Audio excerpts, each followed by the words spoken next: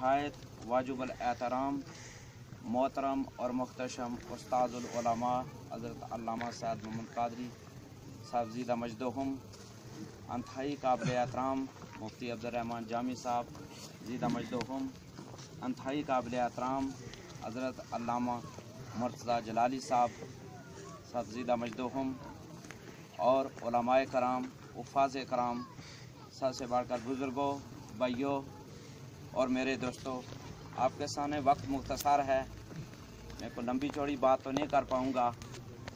मैं इस मौके पर सबसे पहले सरदार इजाज़ साहब जो मरहूम व मकफूर के लखते जिगर हैं, मैं उनसे ताज़ियत भी करता हूँ और बिलखुसूस उनके लिए और उनके जितने भी ख़ानदान के अज़ीज़ व अक़ारब हैं उन सब के लिए अल्लाह ताला से दुआ करता हूँ कि अल्लाह ताला इन सब को सब्र जमील अता फरमाए।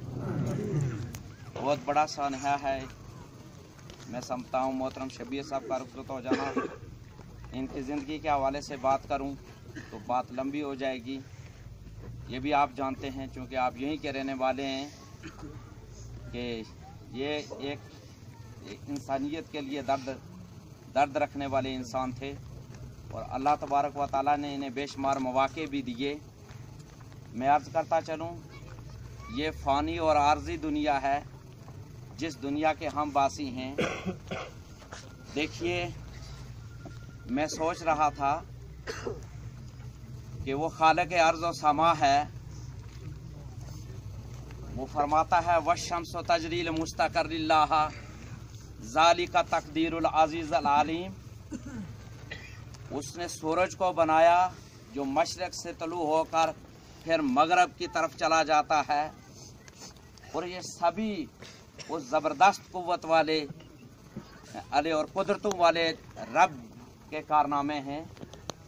मैं अर्ज़ करता चलूँ, उसने सारी कायनात को वजूद बख्शा और लफ्ज़ कुन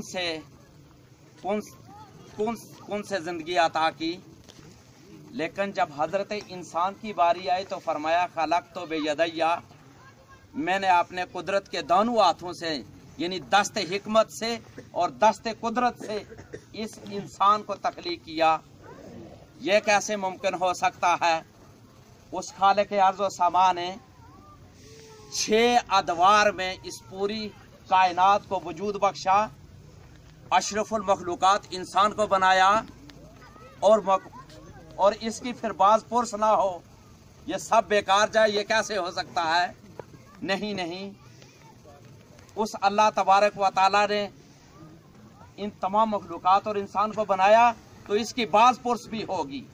मैं अर्ज़ करता चलूँ, सिर्फ एक कौल मैं आपकी खिदमत में पेश करके आपसे इजाज़त ले रहा हूँ। इमाम इब्ने जोज़ी रहमतुल्लाह ताला बहुत बड़ी शख्सियत है।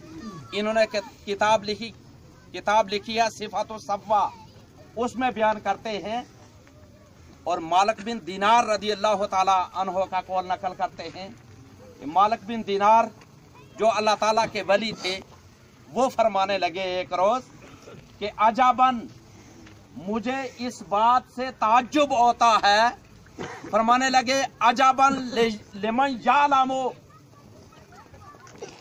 उस शख्स पर मुझे ताज्जुब होता है जो शख्स जानता है कि अन्नल मौता मसीरोहु, कि उस इंसान का अंजाम जो है वो मौत है। और आप फिर फरमाने लगे कि जो जानता है कि वल कब्र मौरिदुहु, कि कब्र उसका ठिकाना है। यह कैसे मुमकिन है?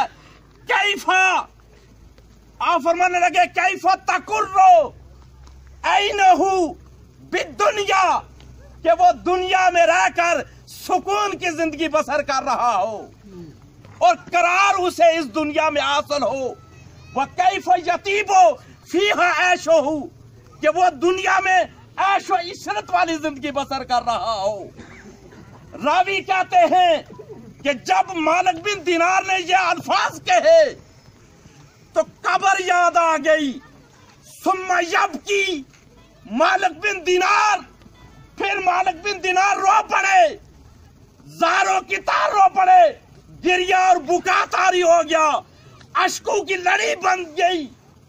फरमाते हैं कि मालिक बिन दिनार इतना ज़ारो कतार रोए हत्ता यस को था मगजिशा अलई, यहाँ के मालिक, यहाँ तक के मालिक बिन दिनार बेहोश होकर गिर पड़े।